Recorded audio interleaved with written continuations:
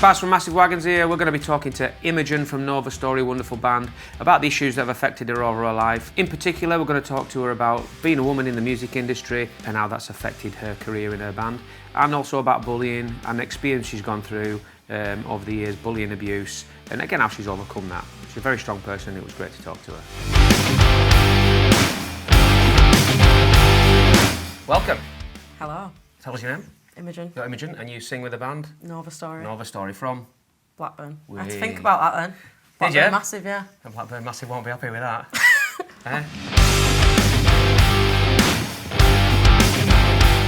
I love your band because I think we share a few things in common. I see a little bit of us in you. I hope you don't mind me saying. I love your bold attitude and your kind of your message and your vibe. You're sort of a bright, fun band. The topics you cover in your songs are very, very strong messages, aren't they? Is that as a direct result of kind of your history with, you know, the way you've been treated by people or online or at school or whatever, do you think? I wasn't expecting this level of therapy session, Well, but we're here now. I think you've hit We're getting into it. We're not messing around. Yeah, you've hit the nail on the head. I think, obviously, a lot of people... Knew it. A lot of people with bold personalities, I do think it is something you kind of develop throughout your school years. Because I suppose it's a defence mechanism. You want to be liked, and you don't want to be bullied, so you do kind of act out so that you're kind of the entertainer and the performer, and that people think you're funny and stuff. And you do. I feel like I definitely have developed that kind of personality. I was exactly like that at school because I had a lot of bullying issues at school, being picked on and whatnot, because I was tiny at school. Right. And people always pick on the smallest, easiest target, don't they? So I became that person as well, so I get that. And did you get to a certain point in your life, much I think like I did, where you just stopped caring and you didn't give a shit what people thought anymore, and it was like your time to take over, and it's like I don't fucking care anymore. Literally, that's like a horribly audacious, cheeky plug here of our latest single.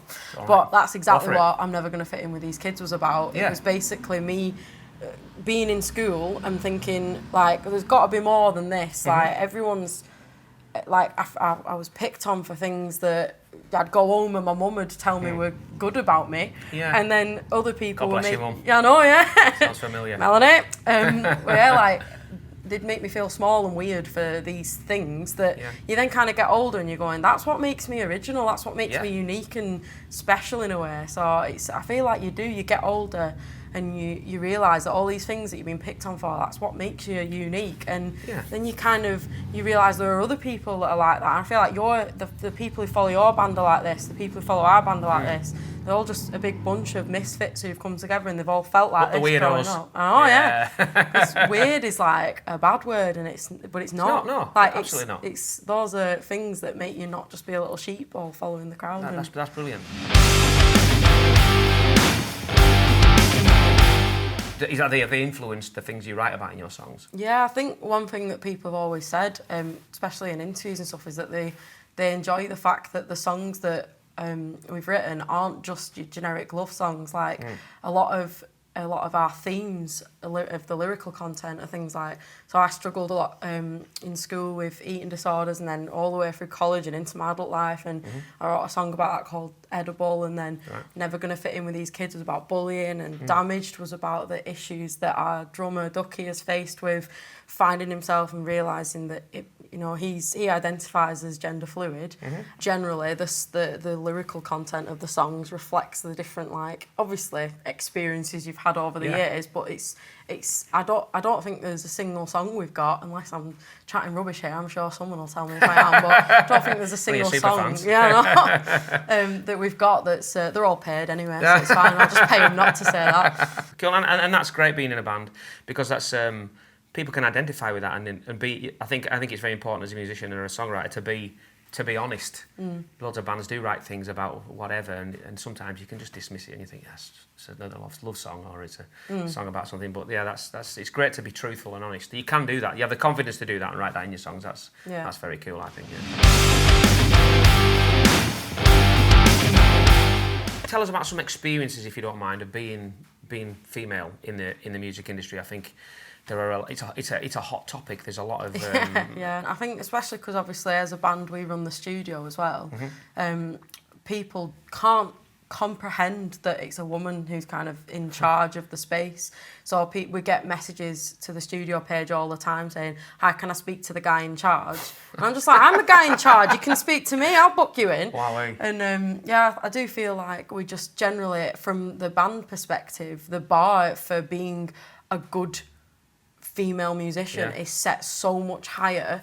What I mean by that is that you do have a lot of people, especially within rock, which is obviously unfortunate because that's the genre we've gone into. You have a lot of people who just, especially like kind of middle-aged people, blanket statement come out with, "I don't listen to females in rock," or "Women can't sing rock." That's not something that males have to contend with because a lot of people do just view rock music as synonymous with blokes in leather jackets. Yeah, exactly. So it's like, I feel like the bar is set so much higher for whether or not you are up to scratch. And I've turned to the lads in the past and just been like, "I'm holding you back. I'm holding," like, because they're, you know, I'm looking at them going, "You're amazing musicians and I love you to bits. You're my best mates and I'm holding you back with my gender." But obviously, then you get past it and you go, "Nah, and I swear, fuck them. Like, I'm gonna do it regardless." And I don't, you know. You've every right, as much right to be there as anybody else. Exactly. And my other half, we have the conversation at home quite regularly about, and she says she has a very strong opinions on how women have been put under pressure to look a certain way, even just in society, really. Literally. You know, by whoever, blokes, CEOs of makeup companies or magazines or whatever.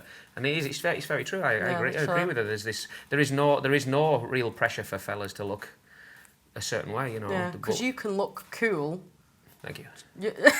Talk about me now, aren't we? You can, though. You can just cool by just like shoving on a hat and a top. As a band, obviously, in a rock band, you're aiming for things like alt press, Kerrang, Planet Rock, that kind of thing, and those are the outlets by which you are exposed to more potential fans who like your style of music. But in doing that, you're also exposed to all these people who aren't ready to accept change. But then I look at the comments whenever a female-fronted band, whenever a band with women in, video, that. Is posted on Kerrang, and I'm like, on one hand I see it, I'm like, yeah, like you're opening up the scene for like me, and other bands like me, and then I go through the comments and I think, I don't even want to get a write-up, this is horrible. And never, I swear to God, go, honestly, you might not have noticed this if it's not something that personally affects you, but go on the comments and count how many of them are about how the person sounds versus how the person looks. Because I'm going to say 75% of the comments on when like someone like Kerrang or Alt Press shares a story about a female, it's, oh, her forehead's big, or Jesus, like her lips are chapped. I agree. I get it in our Instagram inbox. Like, I'll post a picture of me smiling in the sun, no makeup on, trying to have a nice day, and then someone will direct message me on my Instagram to let me know that I've got chapped lips. And I'm like, everyone's now like zooming on the lip, but like, that's something that's you're telling me that, and that's obviously something I have never experienced. But that's normal life for you, and that's horrendous. Have you got any advice or any pearls of wisdom for anybody who might watch this? People who are a lot younger than you, me. No advice. No, I'm kidding. It sounds so cheesy, but it's just like keep being yourself, because again, those are the things that make you special. Definitely. And those are the things that if you just keep going in your own lane, and you do, I think you do get older and you don't even think about these people anymore who used to bring you down so much. Like there was one girl that's like coming to my head when I'm thinking about this, who really she just targeted me in school and tried to turn people against me. And at the time, I couldn't comprehend it. And like, I was like, how are these people that I've grown up with allowing this to happen? Like, they're letting her turn them against me. Yeah. And then like years later, band's doing all right. You know, she goes into my inbox and she's all, "I'm so sorry for the way I treated you in school. I hope we can get past this." That's not the only person who's bullied me in school, who's then come back years later when things are, you know, because I'm very public about, we're building a studio and we're doing this as a band and all this stuff. Successful. So I like, obviously you post stuff that you're proud of. So I'm posting stuff I'm proud of, and they're seeing that and going, "Oh, like we didn't we didn't break them. Maybe now we can't beat them, we join them. So let's like get in on the good side with them. And I just think whilst it can be obviously so upsetting at the time to be targeted by these people, I think it's just so important to kind of work out those people in your life who do matter. Yeah, focus totally. on building those relationships and a nice support network. Is important, isn't it? And just focus on the things that actually bring you happiness and just you. So thank you very much for coming down today. Really appreciate it. Imogen from the band Novustory. Check out all the music. Check out a band if you can. Get to a gig. Buy merch. Please do. Yeah, absolutely awesome. Thank you very much for watching. Thanks for having me. Fuck the haters! That's right, wasn't it? Yeah.